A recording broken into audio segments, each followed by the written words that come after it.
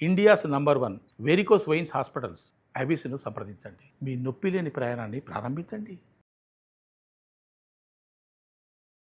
నమస్తే రమ్మగారు. నమస్తే జయ. రమ్మగారు, ఏదన్నా ఒక చిన్న సిరీస్ చెప్పుకుందామండి.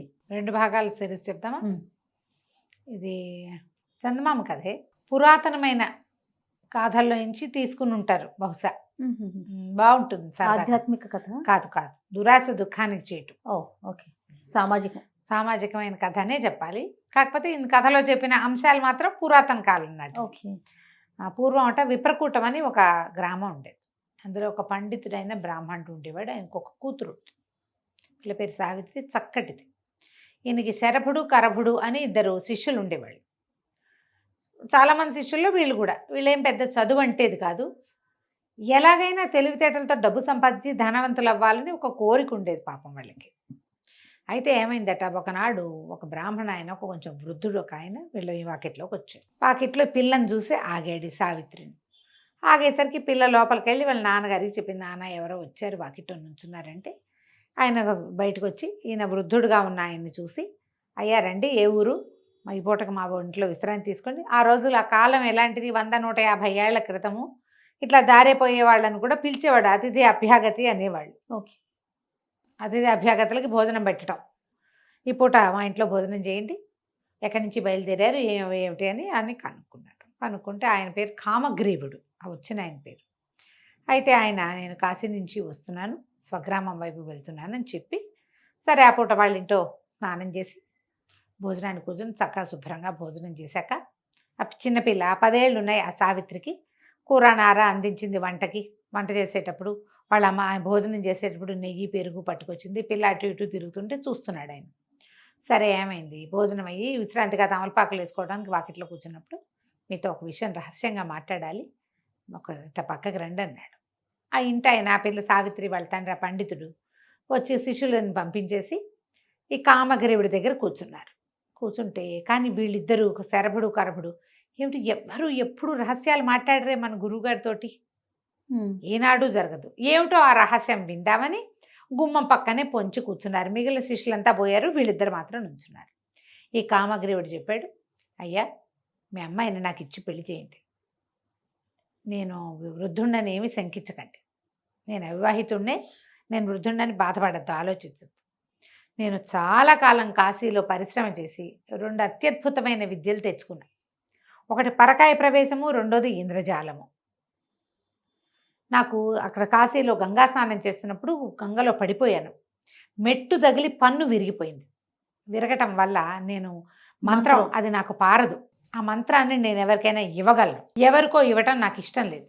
మీ అమ్మాయిని నాకు ఇచ్చి పెళ్లి చేయండి, నాకు సంతానం కలిగితే పిల్లాడికి ఒడుగు చేసి మంత్రం ఇవ్వదలుచుకున్నా, నాకు పురుష సంతానం అవకాశం ఉంది నా జాతకంలో అని అడిగితే వాళ్ళు ఒప్పుకోలే. ఆయన ఏమన్నాడంటే, పండితుడు, అయ్యా క్షమించండి, లేక పుట్టిన పిల్ల, మరి కొంచెం చేలోకుగా ఉన్న కుటుంబాన్ని చూసుకుని పిల్లవాడిని మా దగ్గరే పెట్టుకోవాలనుకుంటున్నా. 10 ఏళ్ల పిల్లలకి 14 ఏళ్ల పిల్లవాడిని పెట్టుకుని చదివించుకుని పైకి తీసుకొస్తా. మీరా 50 ఏళ్ల వాళ్ళు. ఈ 50 ఏళ్ల వాడికి, నాకంటే వయసులో కాస్త పెద్దవాడికి నా కుమార్తెనిచ్చే ఉద్దేశం లేదు. డబ్బు వచ్చినా విద్య వచ్చినా కూడా నా పిల్ల సుఖమే నాకు కావాలి. నాకు ఇంకా మగపిల్లలు లేరు, ఒక పిల్ల. దాన్ని వివాహం చేసి చక్కగా అల్లుడిని దగ్గర పెట్టుకుని కొడుకులు లేని లోటు తీర్చుకోవాలనుకుంటా. మీతో నాకు అది ఎట్టా తీరుతుంది, నేను ఇవ్వనండి అన్నాడు. అనేసరికల్లా కామగ్రీవుడు ఇంకేం చేయలేక, ఆ పిల్ల ఆయనకి నచ్చింది, వెళ్ళిపోయాడు. కానీ ఇంకేం చేయలేకపోయాడు. అయితే ఈ శరభుడు కరభుడు ఇద్దరు విన్నారు. పిల్ల నుంచి పెళ్లి చేయకపోతే పీడాపోయిరి, ఈ ఇంద్రజాల విద్య, పరకాయ ప్రవేశ విద్య మనకెక్కడి నుంచి వస్తాయి, అవి చెప్పగలిగే వాళ్ళు లేరు, వాటితో ఎంత డబ్బైనా సంపాదించుకోవచ్చు అని చెప్పి గురువుగారికి టాటా బై బై చెప్పేసి, ఇక విద్యాభ్యాసం లేదు, ఏమీ లేదు, ఈ ముసలాయన వెనకాల తిరిగి అవి కనుక సంపాదిస్తే చక్కగా సంపాదించుకోవచ్చు, బాగా సెటిల్ అవ్వచ్చు అని భావించి ఆయన వెనకాల పడి వెళ్ళారు. ఆ కామగ్రీవుడి వెనకాల ఆయన ఊరు దాటే సమయానికి ఆయన కలుసుకున్నారు. ఆయన ముసలాయన నిదానంగా నడుచుకుంటూ పోతాడు. 50 దాటిన ఆయన, వీళ్ళేమిది 20లో ఉన్నవాళ్ళు. ఆగమేఘాల మీద పట్టుకున్నారు. అయ్యో మీకు ఎంత కష్టం వచ్చిందండి అన్నారు. మీరు వెళ్ళిపోయాక మా గురువుగారు గురువమ్మగారు పోట్లాడుకున్నారు. గురువుగారికి ఇష్టం లేదు కానీ గురువమ్మగారికి అయ్యో మంచి సంబంధం పోగొట్టారని కాల్ పెట్టింది. మీరేమో వచ్చేసారు కదా, సరే మాకు కూడా బాధేసిందండి, మీలాంటి అత్యద్భుతమైన వ్యక్తికి పిల్లనివ్వకపోవటం ఏంటి మా గురువుగారు? అదే. మాకు కాస్తలో తప్పిపోయిన మీకు బావగారు మీరు, మేము మీతో పాటే ఉంటాం, మీకు ఏదైనా పిల్లని చూసి పెళ్లి చేస్తామండి, మమ్మల్ని మీతో ఉంచుకోండి అన్నారు. అనేసరికి సరేనన్నాడు. రకరకాల ఊళ్ళల్లో తిరిగారు. ఏ ఊళ్ళో అయినా ఆయన ఎవరి పిల్లలనైనా చూసి పిల్లని చేసుకుందాం అనుకున్నప్పుడు వీళ్ళు సరే సరే అని ఆయన ఎంకరేజ్ చేస్తూనే అటు వాళ్ళ దగ్గరికి వెళ్ళి ఈయన అలా బతకడండి, వద్దండి, అలా విద్యలు కాసిపడి పిల్లల్ని పాడు చేసుకోకండి అని పెళ్లి చెడగొట్టేసేవారు. ఒక 7-6 సంవత్సరాలు పట్టింది ఇట్లా. ఆయన దగ్గర డబ్బు ఉంది, వీళ్ళకి భోజనానికి ఇబ్బంది లేదు, ఏ ఊరు వెళ్ళినా భోజనం గడిచిపోతుంది, వీళ్ళకి ఆ విద్య కావాలి, ఇంకొక 6-7 ఏళ్ళు పట్టినా పర్వాలేదు. చివరికి ఏమైంది, ఆయనకి పెద్ద జబ్బు చేసింది ఒకసారి. ఒరే నాయన నేను చచ్చిపోతానురా, మరి నా విద్యలు ఇట్టగిపోయేలాగా ఉన్నాయి అని ఏడ్చాడు. ఏడిస్తే వీళ్ళన్నారు ఎందుకండి పోతాయి, వాడుకోటి నాకోటి ఇవ్వండి, 7 ఏళ్ళుగా మిమ్మల్ని అంటి పెట్టుకుని ఉన్నాం మేము, అడిగి వివాహం చేయడానికి ఎంత ప్రయత్నం చేశాం, అదేం కుదరలేదు, మరి మీరు ఆ పని చేయండి అంటే సరేనని ఏం చేశాడు, చేరుకో విద్య ఇచ్చాడు. ఆ ఉపదేశం అది ఎట్లా, ఒకసారి ఉపదేశం చేశామంటే ఇక మనకుండదు, విద్య ఇవ్వటమే, ఇచ్చేయటం. మామూలు విద్యలు స్పెషల్ కదా, అదేలేండి. స్పెషల్ అవ్వటం వల్ల మళ్ళీ ఆ విద్య వాళ్ళకు కూడా ఉండాలి అంటే చాలా సాధన కావాలి దానికి. ఈ కామగ్రీవుడు తెచ్చుకున్న చోట ఎక్కడి నుంచి తెచ్చాడో ఆ గురువు ఏదో మహామాంత్రికుడు, ఇతనికి ఇచ్చిన వాళ్ళకి పోలా, ఈయనకి అంత లేదు, ఈయన 7 ఏళ్ళుగా ఏమైంది ఉపాసన ఏం లేదు, విద్యలు ఉన్నాయని తిరుగుతున్నాడు. ఆ విద్య తనకు కూడా ఉంచుకునే ప్రయత్నం ఆయన చేయలే, అది ఎట్లాగో శిష్యులకి చెప్పలేకపోయాడు. చేరుకో విద్య తీసుకున్నారు. అక్కడి నుంచి ఇద్దరు కలిసి బయలుదేరారు. బయలుదేరి ఏదో ఒక రాజును ఆశ్రయించి ఇది చేయాలనుకున్నారు. ఒక ఊరు వెళ్ళేసరికల్లా ఏమైంది, రాజుగారికి జబ్బు చేసిందని చెప్పారు.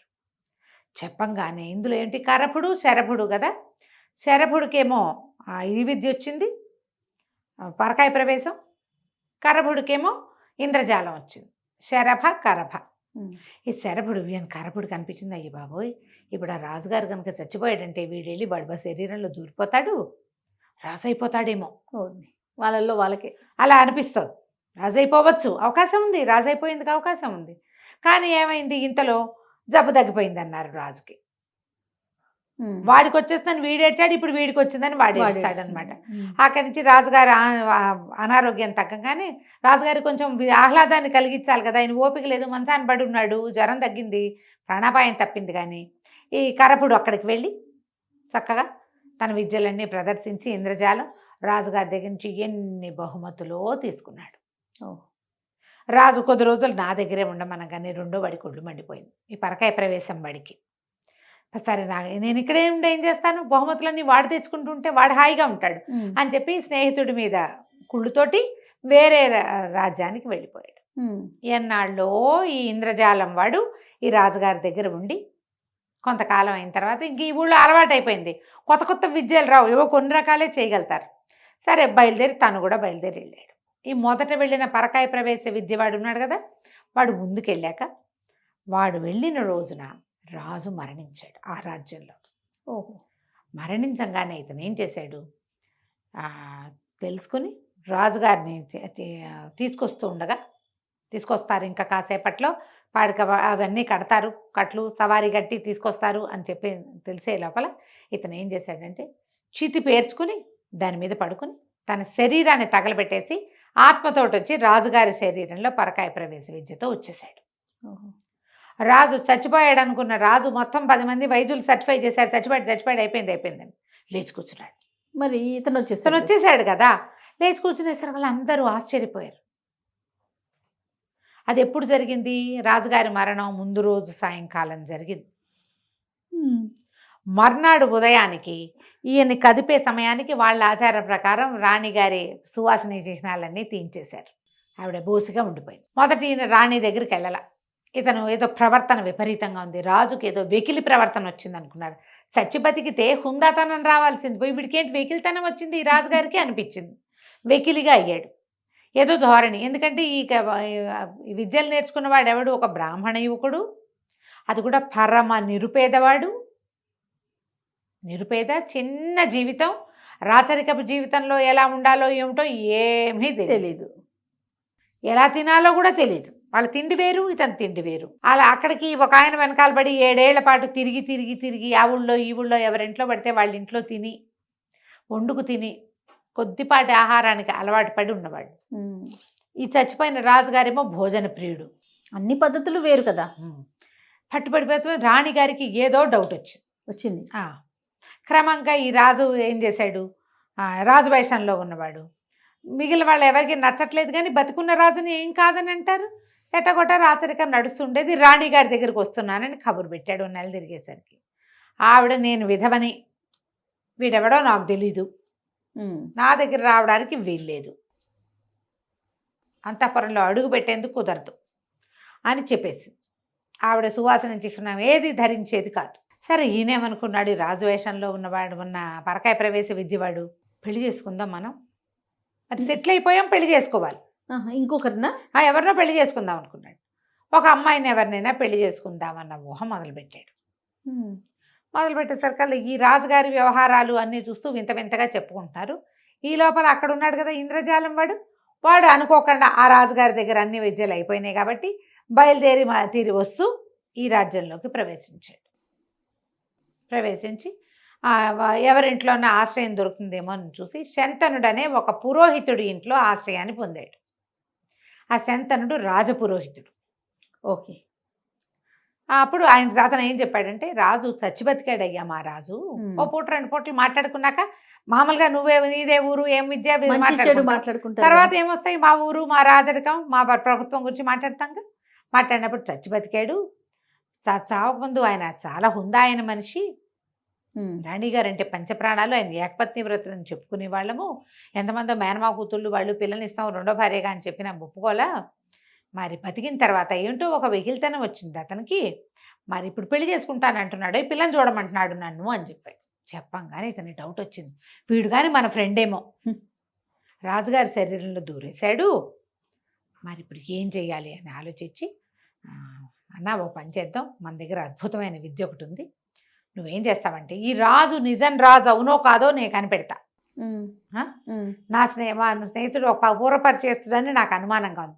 ఎవడో పరకాయ ప్రవేశ విద్యతో రాజు శరీరంలో ప్రవేశపెట్టాడు.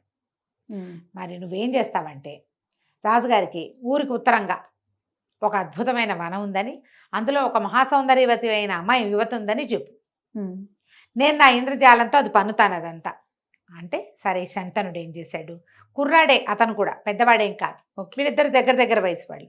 రాజుగారి దగ్గరికి వెళ్ళి, మీకోసం ఒక అమ్మాయిని చూశానండి, ఆవిడ మనకు ఉత్తరంగా దిక్కులో ఉన్నటువంటి ఉద్యానవనంలో ఉందండి, చూద్దురుగాని రండి అన్నారు. అనేసరికి ఈయన అప్పుడు పెళ్లి చేసేసుకోవాలని ఉత్సాహం వచ్చేసింది, రాణిగారితో సాగేలాగా లేదు. అందుకని ఇతను బయలుదేరాడు. రాజుగారు ఒక గుర్రం వేసుకుని శంతనుడితో పాటు వెళ్ళాడు. వెళ్తే ఏముంది, ఊరికి ఉత్తరంగా అద్భుతమైన ఉద్యానవనం, అందులో మహాసౌందర్యవతి అయిన ఒక స్త్రీ ఉంది. అది ఎంత ఇంద్రజాల మహత్యం, పాతకాలపు ఇంద్రజాలాలు అట్లాగే ఉండేవన్నీ ఉన్నట్టు చూపిస్తుంది, ఏముండదు అక్కడ. ఈయన వెళ్ళి ఆ అమ్మాయితోటి మాట్లాడాలనుకున్నాడు. ఆవిడ వెనకాల తిరిగాడు. ఎంతలో ఏమైంది, ఏదో చిన్నది కాలికి ఏదో అడ్డం పడి ముందుకు పడ్డాడు. ఆ కనికట్టు అంటారు కదా, కదలికి వచ్చేసరికి పోయింది, ఏమీ లేదు అక్కడ, ఏం కనపడిపోయేసరికి ఇదేమిటి ఏమీ లేదు అని ఉలిక్కిపడ్డాడు. శంతనుడు ఏం చేశాడు, చటుకొని పట్టుకుని రెక్కలు పట్టుకుని, కాదండి మనం చూసొచ్చాం కదా ఉత్తరంలో ఉద్యానవనంలో ఆవిడ్ని, మరి మీకు ఆవిడ చాలా నచ్చింది, మీరు వివాహం చేసుకుంటానన్నారు, మరి మనం ఇంటి దారి పడుతూ ఉండగా మీకేమిటో కొంచెం తల తిరిగిందండి, ఇప్పుడు స్పృహ వచ్చింది, మనం ఇంటికి వెళ్ళే దారిలో ఉన్నామండి అన్నాడు. తను ఎక్కడ చూశాడో అక్కడే ఉన్నానని అనుకోలా రాజు, తెలియలా వీడు చెప్పాడు కదా, తీసుకెళ్ళిన శంతనుడు పురోహితుడు, అతడు అందరూ అబద్ధం ఎందుకు చెప్తాడు అనుకుని, అమ్మాయిని పెళ్లి చేసుకుంటాను నేను, శంతన ఎలాగైనా నువ్వు ఆ పిల్లని ఇచ్చి నాకు పెళ్లి చేయాలని చకచక్క గుర్రం వేసుకుని ఇంటికి వెళ్ళిపోయి మంత్రుల్ని వాళ్ళని పిలిచి ఏమన్నాడంటే, ఊరికి ఉత్తరంగా మన ఉద్యానవనం ఉంది కదా, అందులో ఒక మహాసౌందర్యవతి ఉంది, దేవతా స్త్రీని చూసినట్టుగా చూడండి ఆవిడ్ని మీరు, ఆవిడకి అన్ని కావాల్సిన ఉపచారాలంటే వీళ్ళు తెలివారు. ఊరికి ఉత్తరంగా ఉన్నది శ్మశానం కదా, అక్కడ ఉద్యానవనం ఎక్కడుంది, అక్కడేం లేదండి అన్నారు. అనేసరికి రాజు హాత్తేరి, నేను ఇప్పుడే నేను చూసొచ్చాను, శంతనుడు కూడా చూశాడు కావాలంటే ఓకే అని చెప్పేసరికి సరే ఇంతలో ఏమైంది, ఆ 2వ వాడు ఉన్నాడు కదా ఇంద్రజాలం వాడు అన్నాడు, వాడు గుర్తుపట్టేశాడు, వీడు నా వాడే, మా ఫ్రెండే వీడు అని, వీడిని వదలు కొడతాను, నాకేం బహుమతి ఇప్పిస్తామంటే రాణిగారి దగ్గర తీసుకెళ్తాను అన్నాడు. రాణిగారు ఏదో బహుమతి ఇస్తుందిగా, శంతనుడు ఇంద్రజాల కరభుడు ఇద్దరు కలిసి వెళ్ళారు. వెళ్ళేసరికల్లా ఆవిడకి చెప్పాడు, అమ్మా ఈ మన రాజుగారి శరీరంలో ఒకడెవడో దుష్టశక్తి ఒకడు ప్రవేశించాడు, వాడిని తను వదలగొడతానంటున్నాడు, మరి మీతో మాట్లాడతానంటే తీసుకొచ్చాననేసరికల్లా ఇంతలో ఏమైంది, యువరాణి కీర్తిసేన రాజుగారికి ఒక 16 సంవత్సరాల కూతురు, ఓకే. మహాద్భుత సౌందర్యవతి. ఆ పిల్ల కూడా వచ్చింది. ఈవిడ రాణిగారు చెప్పింది, అయినా నీకేం కావాలంటే అది ఇస్తాను నాయన, ముందు అతన్ని ముందు ఈ వ్యవహారం సంగతి తేల్చు, మరి అమ్మాయికి వివాహం చేసి అల్లుడిని రాజుని చేసుకుందాం, వివాహయోగ్యమైన వయసు వచ్చిందని పిల్లని పరిచయం చేస్తే ఈ ఇంద్రజాలం వాడికి ఆ యువరాణి మీదకి పోయింది మనసు. ఎంత బాగుందో, ఈ పిల్లని పెళ్లి చేసుకోవాలనిపించింది ఎలాగైనా సరే. ఇప్పుడు వీడి ఇంద్రజాలం పన్ని ఎట్లా రాకుమార్తెను పెళ్లి చేసుకున్నాడు, ఏ రకంగా రాజు శరీరం నుంచి వాడిని పోగొట్టాడో మనం వచ్చే భాగంలో తెలుసుకుందాం. తప్పకుండా అండి. నమస్తే. నమస్తే జయ. రమగారు, మనం దురాశ దుఃఖానికి చేయటం సిరీస్ చెప్తా ఉన్నాం. అదే 2 భాగాలు అన్నారు, ఒకటి అయిపోయింది, సెకండ్ వర్షన్. యువరాణి కీర్తిసేనని పెళ్లి చేసుకోవాలని కోరుకున్నాడు కరభుడు. ఆవిడకి అమ్మాయి నచ్చింది. మరి అయితే ఏమనిపించింది, సరే శంతనుడికి చెప్పాడు, అన్న ఎట్లాగైనా యువరాణితో నాకు పెళ్లి చేయి, నా ఇంద్రజాల విద్య నీకు ఇచ్చేస్తా అనేసరికి ఇతనేమనుకున్నాడు, ఓహో సరే ఇది బాగుంది, మరి రాజుగారిని వదలగొడతామన్నాడు, రాజుగారిని వదిలిచ్చేస్తా, రాజు పాయింట్ అతనిలో నుంచి శరీరంలో నుంచి శరభుడిని తప్పించేస్తా, ఒకటి యువరాణి నుంచి నాకు పెళ్లి చేయి, నా ఇంద్రజాల విద్య 100% నీకు ఇస్తాను. ఇది ఎందుకంటే ఒకడికి ఇస్తే వీడికి ఉండదు కదా, మన పాయింట్ అదేగా. అక్కడి నుంచి ఏం చేశాడు, సరే శంతనుడు అనుకున్నాడు, అరే ఇది చాలా బాగుంది, విద్య వస్తుంది మనకి, ఇంతకాలం కేవలం రాజును బాగు చేస్తాడు మాత్రమే అనుకున్నా, ఇప్పుడు విద్య కూడా వస్తే ఇంద్రజాల విద్యతో ఎన్ని టెక్నిక్లైనా చేస్తాడు. వాడు చూశాడు ఆల్రెడీ, ఒక పెద్ద ఉద్యానవనం, అందులో ఒక అద్భుతమైన స్త్రీని సృష్టించాడు కరభుడు. అక్కడి నుంచి రాజుగారి దగ్గరికి వెళ్ళి, ప్రభు మరి మీకు మొన్న ఆ రోజు మన ఊరికి ఉత్తరంలో ఉన్న మహాద్భుత సౌందర్యవతిని చూసాం కదా, ఆ సౌందర్యవతిని మీరు పెళ్లి చేసుకోవాలంటే ఒక ఉపాయం ఉందండి, ఒకడున్నాడు, ఒక బ్రాహ్మణుడు మీకు ఆ స్త్రీని స్వాధీనం చేస్తానంటున్నాడు, కాకపోతే దానికి మీ అమ్మాయితో పెళ్లి కావాలంటున్నాడండి, మరి మీ అమ్మాయి నుంచి పెళ్లి చేద్దామా వాడికి అన్నాడు. అనగా నేను ఆలోచించుకుని అలాగే చేసి పారేద్దాం, ఏముంది పిల్లకెటాకు పెళ్లి చేయాలి, ఎవడైతే ఏమిటి, బ్రాహ్మడైతే ఏమిటి, క్షత్రియుడైతే ఏమిటి, పెళ్లి చేసేస్తే వాడు ఆ అందమైన స్త్రీని నాకు అప్పచెప్తాడు, ఎందుకంటే రాణిగారు ఒప్పుకోదు కాబట్టి. సరే నన్ను ఒప్పుకున్నాడు, తాంబూలాలు ఇచ్చేసాడు. ఈ వీళ్ళు విడిపోయి కొంతకాలం అయింది కదా, కరపుడు వీడి తన దగ్గరికి రాలంటే ఏమన్నా దాన్ని మన ఈ పరకాయ ప్రవేశం వాడి దగ్గరికి ఇంద్రజాలం వాడు రాలా. ఓహో, పెళ్లి మాత్రం కుదుర్చుకున్నాడు, శంతనుడికే తాంబూలాలు ఇచ్చేశాడు. అమ్మాయి గారు పెళ్లి ఏర్పాట్లు చేయండి జాతీయ జనానికి చెప్పారు. చెప్పేసరికి రాణిగారికి తెలిసింది, పిల్ల పెళ్లి చేస్తున్నారు, నాకు చెప్పరు, అసలు అది వాడెవడు అనేది శంతనుడిని కేకేసింది.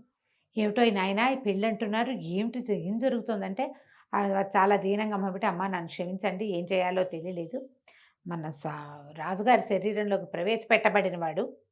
ప్రవేశించిన వాడు వాడిని పోగొడతానని కరభుడు అనేవాడు నాకు ఒత్తిడి చేసి ప్రామిస్ చేశాడమ్మా, పోగొట్టగలడు. దానికి అమ్మాయి గారితో వివాహం అడిగాడు, రాజు ఒప్పుకున్నాడు, రాజుకేమో వివాహం కావాలి, రాజుకేమో సౌందర్యవతి కావాలి, అందుకని ఈ పని చేశాను, ఈ పని అయ్యిందమ్మా అనగానే రాణిగారింది, అదేమిటో భలేవాడివి, పిల్లని నీకే ఇచ్చి పెళ్లి చేద్దును కాదు, వాడెవడో పై దేశం వాడికి ఎందుకు ఇస్తాను నేను, నీకైతే హాయిగా ఇద్దును కదా, నువ్వు ఓ పని చెయ్యి, పిల్లని నువ్వు చేసుకో, యువరాణిని పెళ్లి చేసుకోవడం అంటే ఈజీయా, అది దొరికితే ఎవరికైనా ఏం కావాలి, నువ్వు అమ్మాయి నువ్వు పెళ్లి చేసుకుంది కదా, నీకు ఇద్దామనుకున్నా, నువ్వు మంచివాడివి, పురోహితుడివి, ఎన్నాళ్ళ నుంచో మమ్మల్ని నమ్ముకునుండవు, ఈ రాజును నమ్ముకుంటే పిల్ల పెళ్ళవదు, నీకే ఇద్దామనుకున్నాను, ఎటాగొట్టా రాజుల నుంచి వాడిని వెడలగొట్టి పిల్లని పెళ్లి చేసుకో. ఓకే అనేసరికి వీడికి ఉత్సాహం వచ్చింది. అట్లాగేనమ్మా మీరు ఇంత మాట చెప్పారు, నాకు తెలియదండి, నేను వాడికి మాట ఇచ్చేసాను, సరే నేను ఏదో ఒకటి ఏర్పాటు చేసుకుంటానులేండి వాడితోటి అని చెప్పాడు. చెప్పేసరికల్లా దాసి వాళ్ళు ఎవరో ఇది వినేసి వెళ్ళి కీర్తిసేనకు చెప్పారు, అమ్మాయి నేను పెళ్లి చేసుకునేవాడు ఎవడో కాదుట, ఆ రోజు వచ్చాడు కదా ఒకడు మాడు మొహం వేసుకుని, వాడే ఇస్తారట, వాడి దగ్గర ఇంద్రజాల విద్య ఉందిట, వాడదేమో శంతనుడికి ఇస్తానన్నట్ట, ఇంద్రజాల విద్య కోసం ఒప్పుకున్నానమ్మా అని చెప్పాడు. ఇదా ఇస్తాట, అదేమిటో చూడాలి మీరు అనేసరికి కీర్తిసేన మహా గండకత్తెర అమ్మాయి, అది మామూలుది కాదు. అదేం చేసింది, ఓ చెలికత్తెన ఒకదాన్ని, దీనికి అమ్మాయే గట్టిది, అమ్మాయి గడసరి, దీనికంటే బహుగడసరి అయిన ఒక చెలికత్తెర పిలిచి, వస్తే నువ్వు వెళ్ళి కరపుడి దగ్గరికి వెళ్ళి కొంచెం వాడిని బాగా లైన్లో పెట్టు, ఇగో ఇది విషయం అని వాడికి చెప్పింది. ఈ చిలకత్తె మంచి తుంటరిది కూడా. అది కాస్త ఆ కరపడి దగ్గరికి, ఆ ఇంద్రజాలం మధ్య దగ్గరికి పోయి, ఏమిటి నువ్వు రాజకుమార్తెను పెళ్లి చేసుకుంటున్నావుట, ఏమన్నా భయపడి చెప్పలేదు ఏమిటో, నిన్న కూడా చూడడానికి వచ్చావు, నీకు నాకు పెళ్ళిటోయ్ అని ఆవిడకి చెప్పచ్చు కదా, నువ్వు చెప్పలేదు. ఇప్పుడే తెలుసుకుని ఆవిడ ఎంత సంతోషించిందో. మొట్టమొదటిసారి 10 రోజుల నాడు నువ్వు వచ్చావే, అప్పుడే అసలు నీ మీద మనసైంది యువరాణికి. చిన్నపిల్ల కదా, ఎవరో ఒకళ్ళ మీద మనసు పడుతుంటుంది, నీ మీద చాలా మనసైంది. నువ్వేమిటి ఇంద్రజాల విద్య ఇస్తానన్నావుట శంతనుడికి, ఎందుకు అనవసరంగా వాడికి ఇవ్వటం, వేస్ట్గాను అట్లా ఇవ్వకూడదు.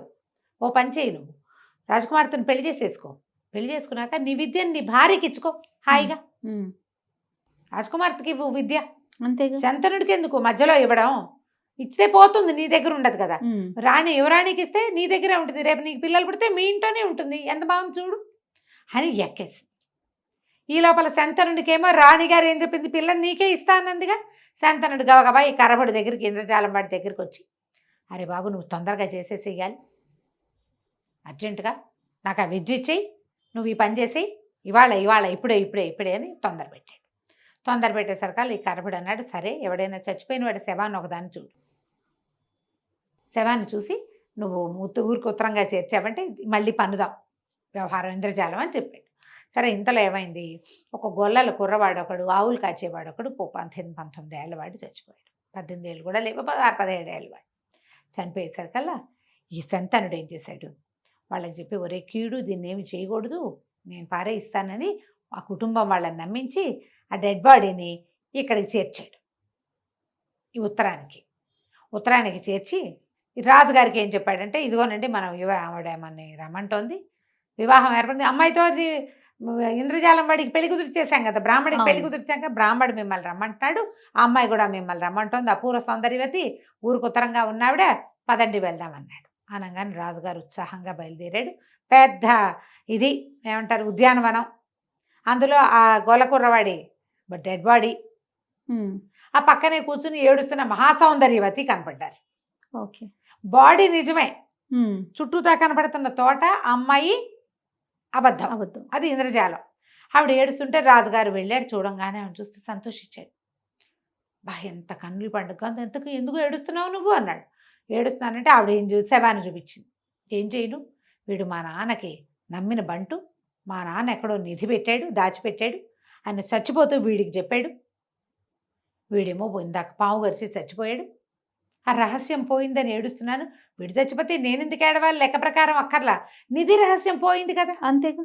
వీడు రాజుగా ఉండి, ఎవడు ఈ మన పరకాయ ప్రవేశం వాడు శరభుడు, తను రాజు కదా, పోతేపోయింది వెధవనిది, నిన్ను రాణించేస్తా అనాలి, కానీ వాడి బతికేం బతుకు, డబ్బుల కోసం వెంపర్లాడే జీవితం వాడిది.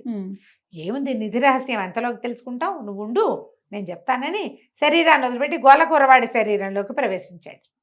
ఎప్పుడైతే ఈ పరకాయ ప్రవేశం చేసేసాడో వెంటనే పక్కన దాగున్న శంతనుడు ఇక కరభుడు ఇద్దరు కలిసి రాజుగారి శరీరాన్ని 2 తుండాలు చేసేశారు. ముక్కలైపోయిన శరీరం ఇక అతుక్కోదు కదా, బాడీగా ఉంటే అందులో ప్రవేశిస్తారు. అవును, గోలకూరాన్ని పెడరెక్కలు విరిచి కట్టేశారు. అట్లా అబో దివో. ఇంతలో స్త్రీ మాయమైపోయింది, మొత్తం ఉద్యానవనం మాయమై, అంత కదలికలు వచ్చేసరికి మాయమైపోతుంది. అదే కనికట్టు మనం అట్లా చూస్తుంటే స్పెల్ కుదురుతుంది, మనం బాగా కదిలేమంటే పోతుంది. అట్లా అబో దివో అని ఏడుస్తుంటే పెడరెక్కలు విరిచి కట్టేసి తీసుకొచ్చేసరికల్లా శంతనుడికి ఏమిటి ఉంది, ఇప్పుడు రాజుగారిలో శరీరంలోంచి వాడిని పంపించేశారు, వీడు ఇందులో ఉన్నాడు. ఇప్పుడు యువరాణితో నాకు పెళ్ళి అంటే నాకు పెళ్ళి అనుకుంటున్నారు వీళ్ళు. ఇంతలో యువరాణి చిలకత్తి వచ్చింది, ఇందాక ఉంది కదా టక్కర్ది, అదేం చేసింది, లోపలికి రా యువరాణి పిలుస్తోందని లోపలికి తీసుకెళ్ళాక నీ విద్య నాకు అప్పచెప్తే పెళ్లి చేసుకుంటా అనగానే ఆయన ఏం చేశాడు, గబగబా మంత్రంతో పాటు దానికి చేయవలసిన క్రియాకలాపం అంతా యువరాణికి ఉపదేశించేశాడు. ఆ విద్య పుచ్చుకున్న యువరాణి, ఎవడరా అక్కడ ఇట్రండి అని పిలిచి వీడిని పెడరెక్కలు విరిచి కట్టండి అని కరభుని కట్టించేసి, ఈ దురాశపరుడు వీడిని జైల్లో బారేండు.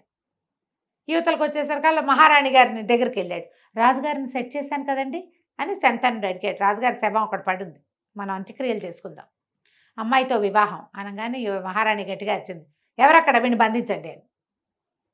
గొల్లవాడి రూపంలో ఉన్న శరభుడు, విద్య పోగొట్టుకున్న కరపుడు, రాజుగారు రాణిగారి దగ్గర బ్యాడ్ మ్యాన్గా ప్రూవ్ అయ్యి, అంటే వేరే వాడెవడికో యువరానికి ఇచ్చి పెళ్లి చేయడానికి సిద్ధపడిన శంతనుడు ముగ్గురిని తీసుకెళ్లి జైల్లో పారేశాడు. ఆ గొలవాడి రూపంలో ఉన్నవాడికి విద్య వచ్చు, కానీ వాడికి శవం కనపడితే కానీ ఆ విద్య ఫలించదు. జైల్లో ఉంటే ఏం శవాన్ని చూసి పారిపోతాడు? అదే కదా, శవం ఉండాలి కదా, డెడ్ బాడీ కనపడాలి. దాంతో వాడు ఏమీ చేయలేక వాడు జైల్లో కూర్చున్నాడు. యువరాణికి విద్యంతా అప్పచెప్పాక వీడికేమొస్తుంది? కనికట్టు కరపుడు, వాడేమీ చేయలేడు. వాడు లోపలికి కూర్చున్నాడు. రాజపురోహితుడు అయ్యుండి యువరాణికి ఒక దారిపోయే దారితోటి పెళ్లి చేయడానికి సిద్ధపడ్డందుకు శంతనుడు కూడా పోయి లోపలికి కూర్చున్నాడు. రాజుగారి శవానికి అంత్యక్రియలు చేశారు. ఏడాది లోపల ఈ రాజకుమార్తెకి వివాహం చేయాలని పక్కనున్న అవంతి నగర యువరాజుతోటి రాణి అమ్మాయికి పెళ్లి చేశారు. ఆయన వచ్చి ఈ రాజ్యానికి రాజు అయిపోయాడు. కథ కంచికి మనం ఇంటికి. ఎంత సింపుల్గా చేసేసారు. నీకు దురాశ కనుక పడితే, ఇప్పుడు చూడు, ఒకడికి పరకాయ ప్రవేశం చేశాడు, నువ్వు రాజు అయ్యావు, నువ్వు ఎంత హాయిగా ఉండొచ్చు. కానీ చూసారా ఆశ. ఇంకొకడు ఇంద్రజాల విద్య ఉంది, ఒక రాజు దగ్గర బోల్డ్ బహుమతులు తెచ్చుకున్నావు, జీవితం బాగుంది. ఇక్కడ కూడా బోల్డ్ బహుమతులు తెచ్చుకోవచ్చు, నీకు సరిపడిన దాన్ని నువ్వు చూసుకోవచ్చు. యువరాణి కోసం ఆశపడితే ఏమైంది? అన్న వస్త్రాలకు పోతే ఉన్న వస్త్రాలు పోయినాయని. అంతే, దురాశ దుఃఖానికి చేటు. నమస్తే రమ్మగారు. నమస్తే.